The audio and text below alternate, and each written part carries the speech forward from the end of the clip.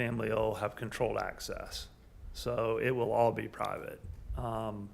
The entire commercial / mixed use multifamily part of the development will be governed by documents that all of the owners of the different components of the development would be. So there'll be mixed use multifamily component, there'll be out parcel components. If those buildings are owned by the tenants themselves, they'll be governed by our rules and reg documents. That'll all be in place by the management company that maintains and manages the development. All the tenants, all the building owners will adhere to that set of rules and regs.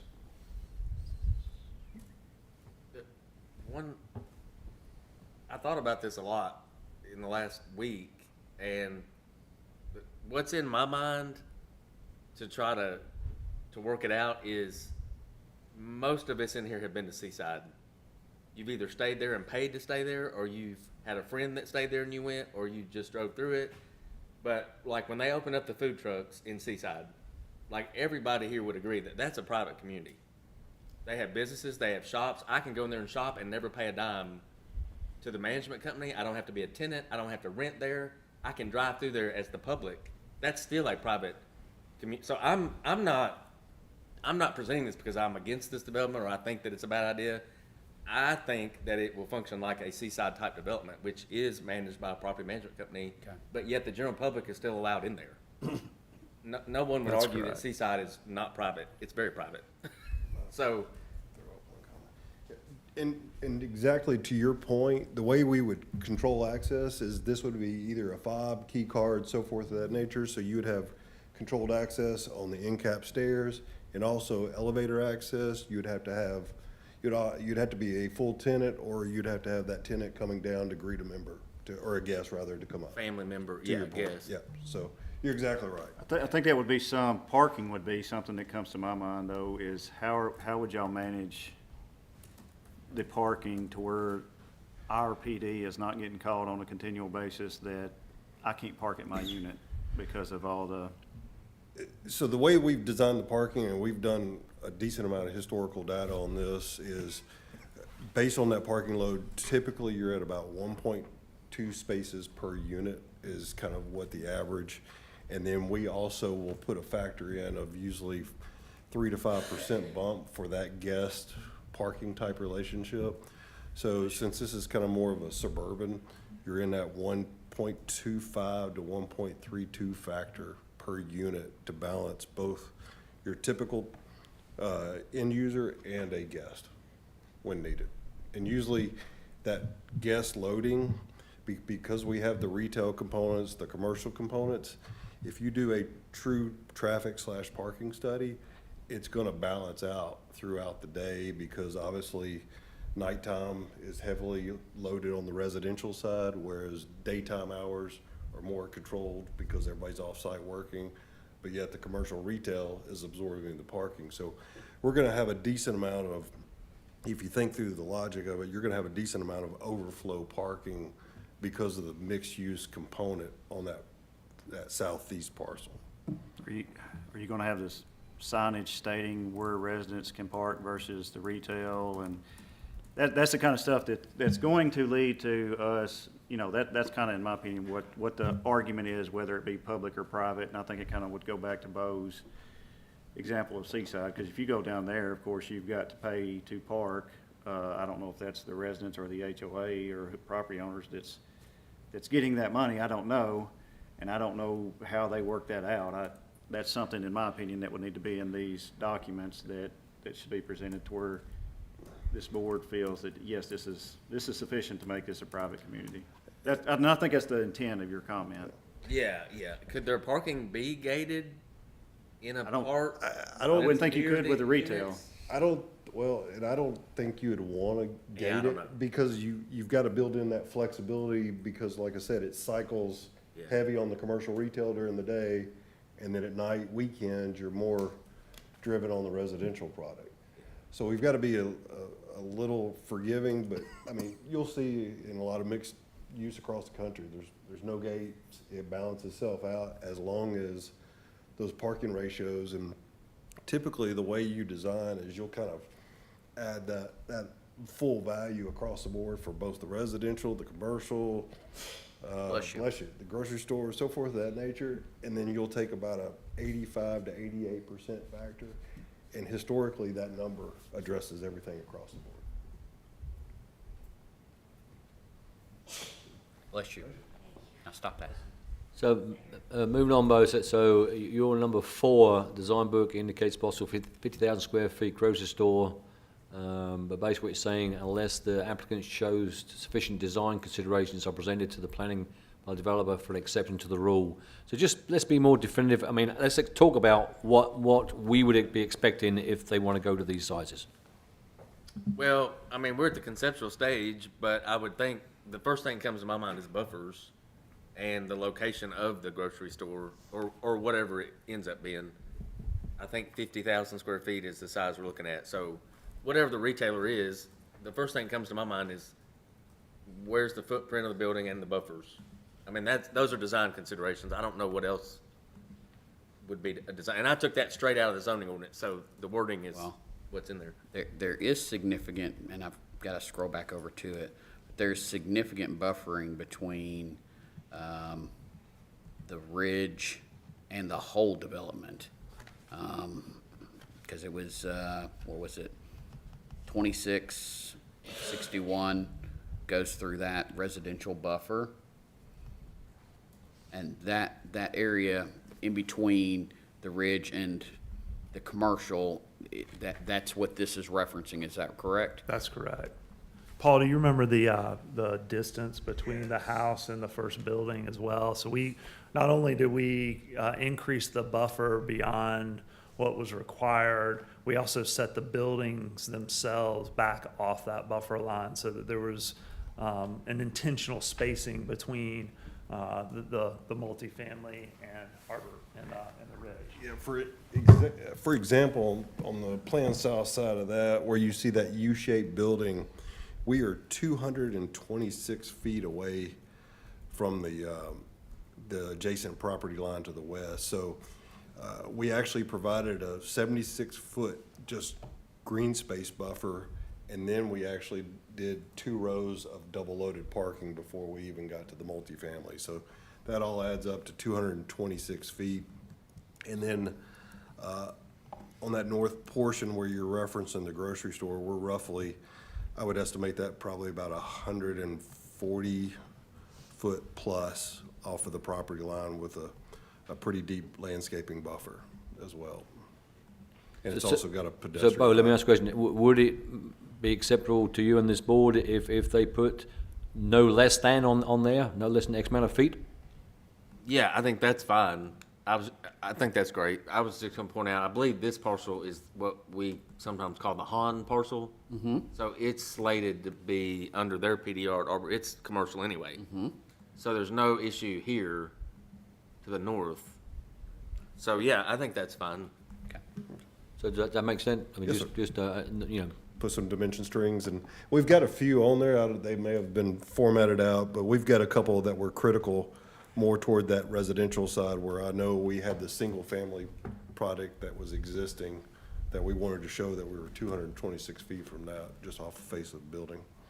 okay, I'll just continue on here. The plan must show 20% open space for the entire development. What's our thought process I there, Roger? believe that one was, I thought that one was supposed to be removed. I thought they already showed that. Yeah. And just with the stream buffers and everything that we're showing on the northwest, we'll easily eclipse that number. Yeah, so that one can be deleted already. Okay, we'll just keep going down. Number 6, transitional screening, 2 per section, 3.130 is required. What's our thought process as the applicant, and what's our comment as a planner, Bo? What's your thoughts on that? Well, there again, some of that's gonna have to be done at site plan submittal, right? I mean, Yeah, landscape and so forth of that nature, where we get a little more detailed. So you'd be okay of removing that, providing it's I think ensured so, it's yeah. gonna be shown on the site plan? Okay, I mean, the board okay with that? Okay, the zoning ordinance requires a copy of the bylaws and restrictive covenants to be provided to the staff. What's our, We usually get that at site plan. I mean, any comment on that from the applicant, how you want to handle that? I mean, what's your thoughts? Yes, so I guess we would maybe hope that it could be contingent upon this approval and we could produce those documents. We have a draft of a HOA document that, with bylaws and restrictive covenants in it, that we can provide you guys. It's more of kind of a template that we've used across different developments. Because this has been a little bit of a moving target, the end document final document has not been done, but we're happy to supply a draft that would need a lot of work done to it, but a draft of what we've used in the past. Ms. Logan, would that be acceptable to you if they supplied a draft to get us, go get them? Yes. Meeting that requirement? The draft would be fine. I mean, yeah, I think that satisfies the zoning ordinance. Okay, good.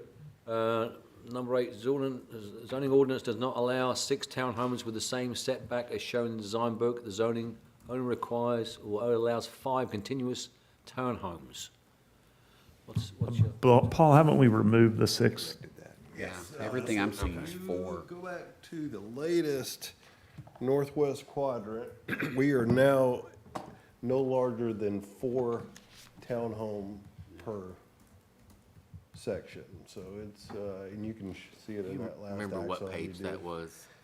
I've got I'm the actually page just running number. off of my It's map. There you go. Well, if you look- Page 5 will show it. 23. if you look in the top corner right there and the top left there. Okay, I see. Those darker green buildings. I see them, And yeah. the larger they get is 4 units per. And then we've got a couple a little further south, so there's a total of 38 townhouses that we've got laid out now. Okay, So it's I see, yeah, with the 4, 4-7 and 2-3-7. okay. I see that, thanks. So come in, Mr. Logan, you okay with that? That's fine, yeah. Good deal. The last one, number 9, all takeout and drive-through windows and facilities require permission from the planning commission during this stage. Request should be made and shown in the design book. So the applicant, what's your thoughts on how you tackle that one? Yeah, so, we're just seeing across the country with mostly restaurant-type tenants. They can be anything from, a fast food concept to fast casual to even sit-down dining. These type of tenants, especially after COVID, after all the to-go food that was sold during COVID, many of these concepts have kind of retained the takeout window. And so what we would ask is for on the out parcels to allow us to have a takeout window. There's examples like on Medical Center Parkway of even strip centers that they've bifurcated into 2 separate buildings that have drive-throughs through them. An example, I think Cava is the tenant in there that's kind of a fast casual type concept that would be a type of tenant that we would try to go after for this development. Mission Barbecue is an example. Ed Lee's now has a drive-through requirement. These aren't really what we think of as fast food restaurants. These are just, all sorts of restaurants.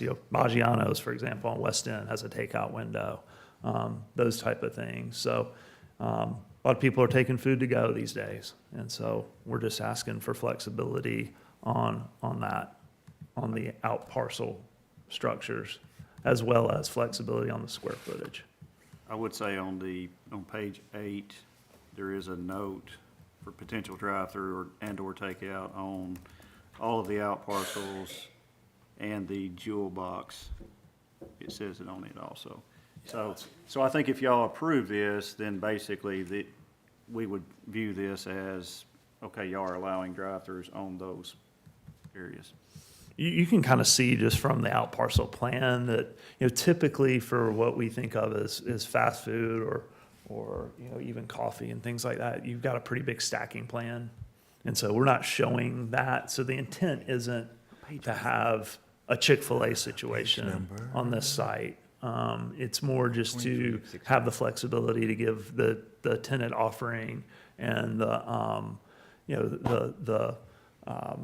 intentionality behind selecting the different tenants that we're going after, giving them the flexibility to have that takeout window slash drive-through window.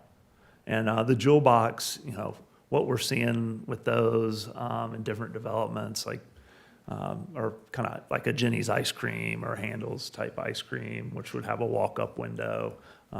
Maybe, you know, there would be a wine store or something like that where you'd get a takeout window and walk out into the patio that's part of the jewel box and have your glass of wine or whatever. So that's the intent. So what's everyone think? 'Cause that's the one that's left up to us.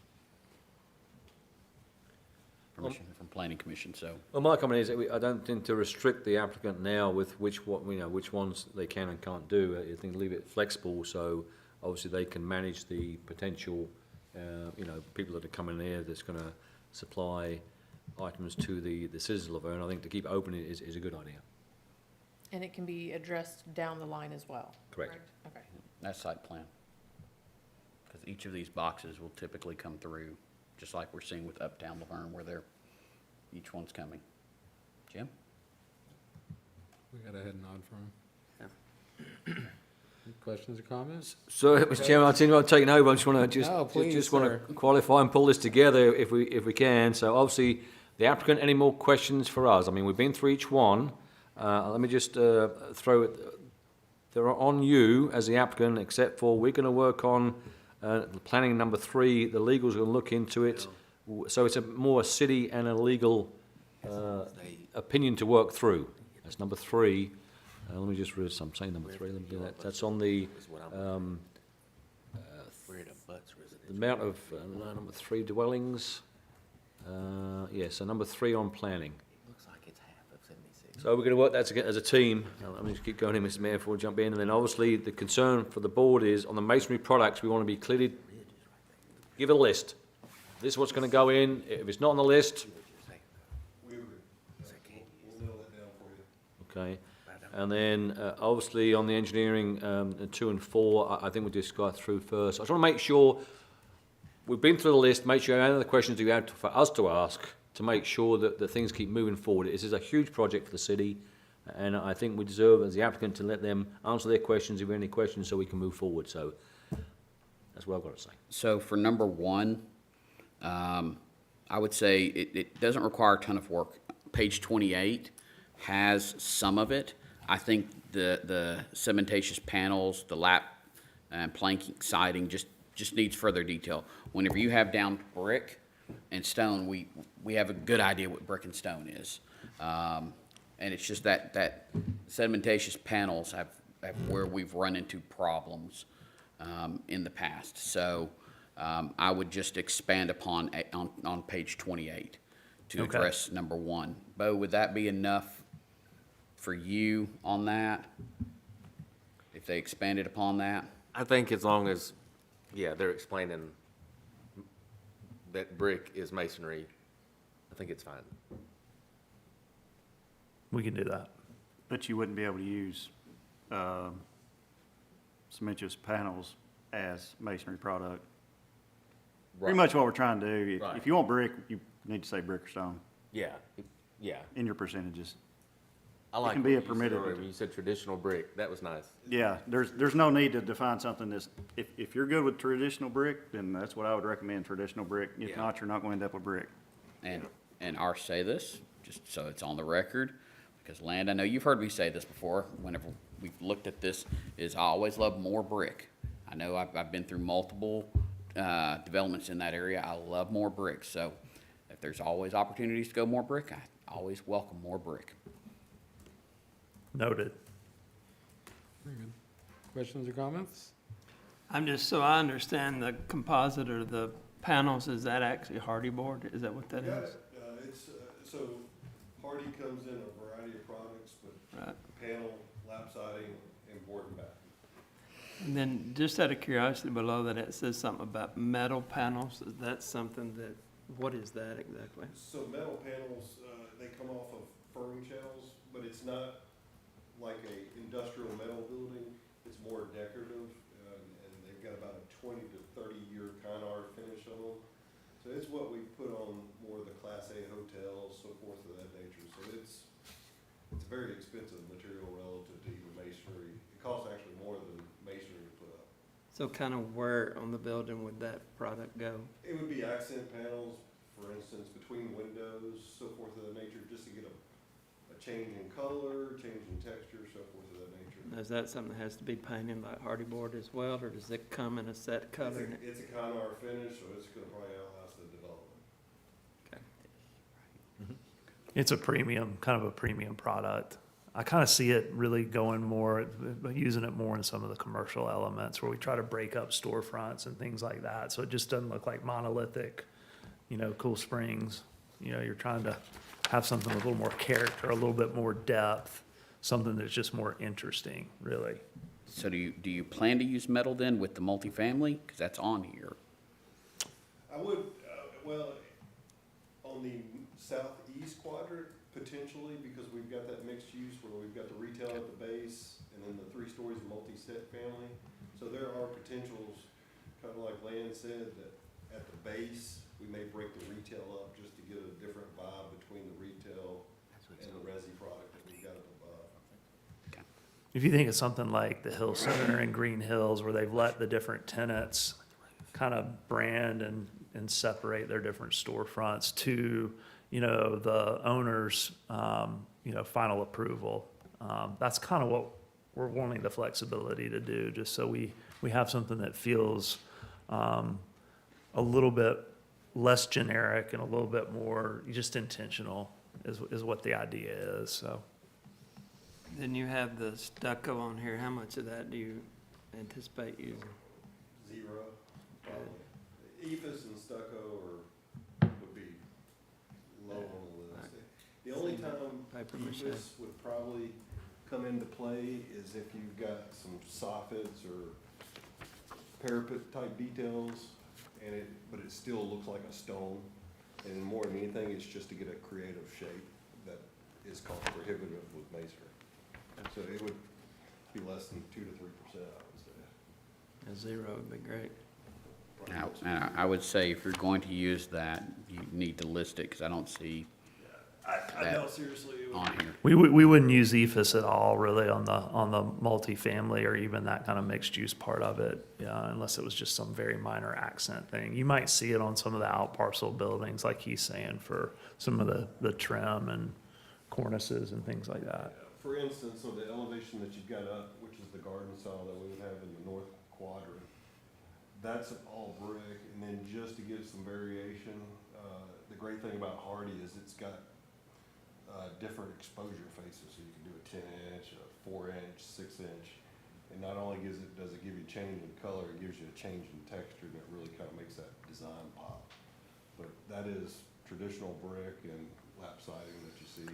Kind of on those elevations there. Yeah, and one thing I'd point out in this particular design, you don't have very long horizontal runs of hardy board. It's broken up by the facade of the building, the different components of it. I think where people run into problems is with the architectural design of some of these houses we see, where you see, a house that goes back 50 feet or whatever, and you got a whole run of hardy board, that entire 60-foot run, and it gets wavy and it just doesn't look right. What we're trying to do here with this design is to sort of break it up so the runs of that hardy board are not as long, and functionally it just looks better. It's easier to maintain. That's why this is one of the reasons this is broken up the way Paul's broken it up. Well, just to comment, whatever goes in the book, Yeah. that's it. And the Yeah. stuff, as Mr. Brown says, 2-4 years from now, and it's in the book, that's what stuff's gonna go by. We got it. Just talking through this a little bit, just so the other people understand, how things are moving forward. What's your timing for all this, and the work scope of starting which parcel, and just explain a little bit what your intentions are. Yeah, so our intent is to break ground immediately on the north parcel.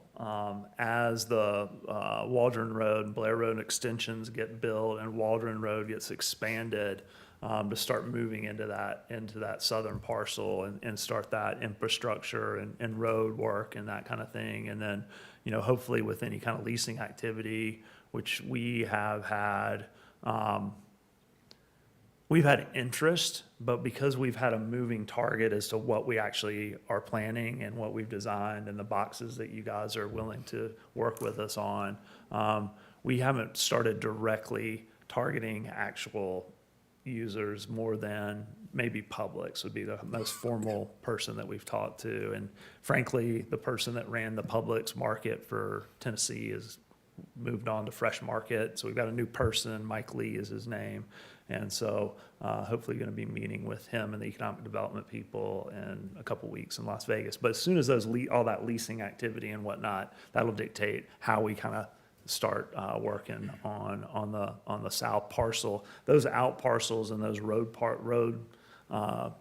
infrastructure components will be built probably first, and then just start building out towards probably the multifamily side of the southern parcel would be the last at this point, part of the development that we would do. I don't know, it's an estimate, but to complete the whole thing, what do you think the time will be for that? Just an estimate. I'd say 2 to 4 years realistically to get fully built out. Something like that. Can we get that in the book so that it? That's all right, It just just sorry to really, it interrupt really you, but I'm depends just- on, demand and how No, quickly sir. we can lease it Yeah. up. The nice thing about, I say the multifamily on the south side gets built last. The nice thing about that is that the retail component of that multifamily, as far as financing and things like that go and those type of developments, that piece will be built basically speculative when we go vertical with the multifamily, meaning we don't have to have a lease signed to be able to get that part of the deal financed. And that'll give us some flexibility too with different size tenants, maybe local credit, things like that, that just will add more flavor and a different type of tenant offering to this deal, as opposed to having to build a box for Publix where we're getting a 10 to 20 year lease that has to be in place for us to get financing to do the practical side of the development part of it, so. Very good. Thank you, sir. Answer all your questions, Mr. Coates? Yes, thank you. So with the notes that you took, I guess my question would be for Mr. Graham. With the notes that you took, do you feel comfortable proceeding forward? Or are there still some items that need to be added to the book? I think there's some work on both sides that need to be done. Obviously, the applicant's been through and they need to make some changes per staff's recommendations. And obviously, number 3, regarding the legal entity of the homeowners, that needs to get sorted out as well too. So that there's some things that need to be done on both sides, but I believe, the applicant knows what they have to do. Feel comfortable with that statement, sir? I am comfortable. I mean, I think just the components that Jay's got to work out with Mr. Lyde is, the piece of it, but most of this is ready to go. I just didn't realize that y'all would accept a draft on the documents. So with that, I'll be happy to, if there's no further questions or comments, I'll be happy to entertain a motion.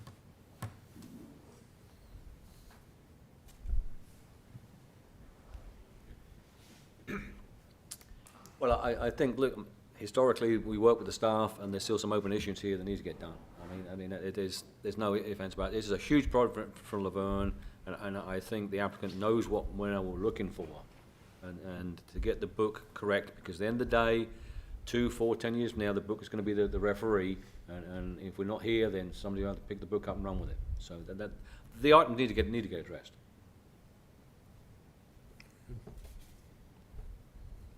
Is that a motion?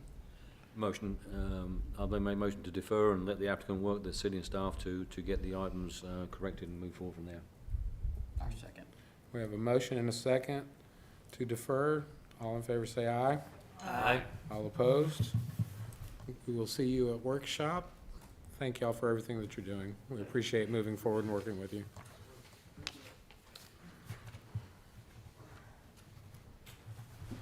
Item number 4.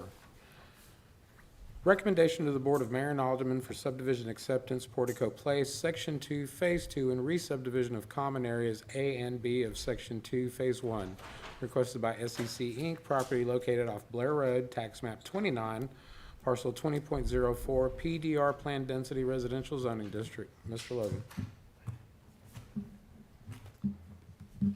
Okay, just a minute here, and I'll get caught up.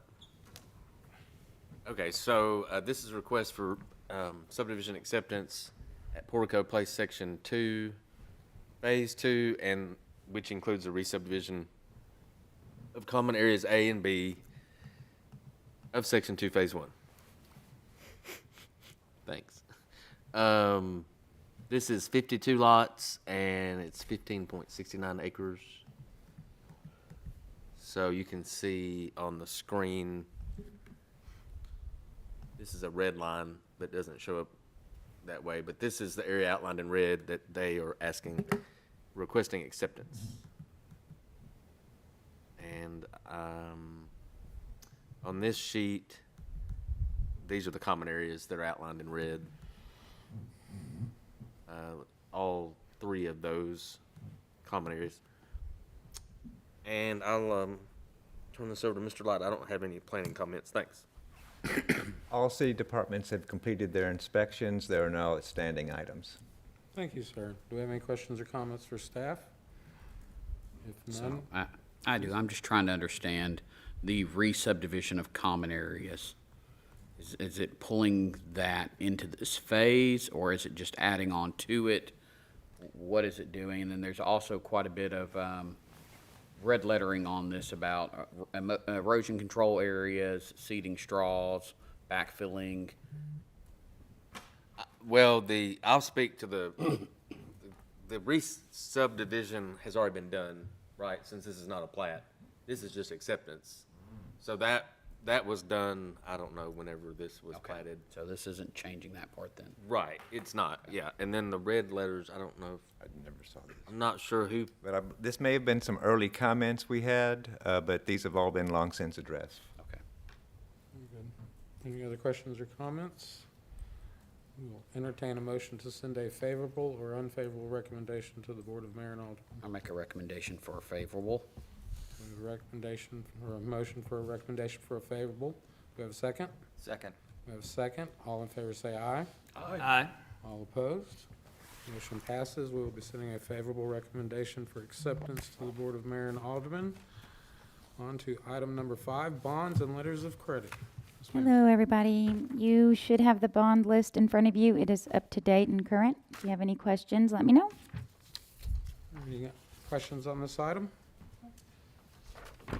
Thank you, everyone, for your time. Meeting adjourned.